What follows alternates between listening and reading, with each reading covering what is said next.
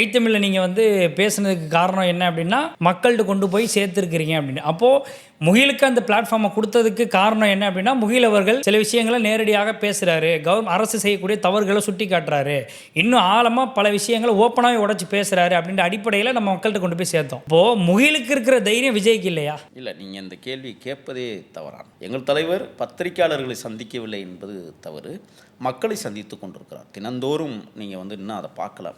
பத்திரிகையாளர் என்பது, நான் உங்களுக்கு ஒன்று சொல்கிறேன், பொதுக்குழு செயற்குழு இன்றைக்கு மாமல்லபுரத்தில் நடைபெற்ற போது எத்தனையோ பத்திரிகையாளர்கள் படம் பிடித்தார்கள். பேசாமல் இருப்பதை பற்றி மற்றவர்கள் பேசுகிறார்களே, அதுதான் பத்திரிகையாளர்.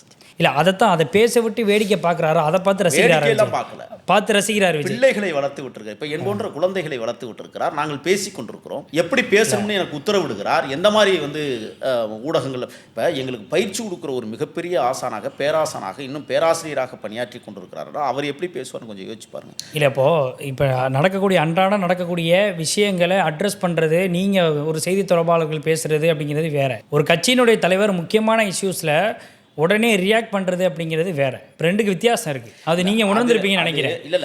ஆனால் இல்லை, இந்த விவகாரத்தை பொறுத்த வரைக்கும், இந்த விவகாரம் மட்டும் நான் குறிப்பிட்டு இதை மட்டும் சொல்லலை, பொதுவாகவே தமிழ்நாட்டில் நடக்கக்கூடிய பிரதான விஷயங்களை அட்ரஸ் பண்ணுறதில்ல மிகப்பெரிய அளவில் ஒரு தேக்கம் விஜய் அவர்கள்ட்ட இருக்குது, ஒரு தயக்கம் இருக்குது.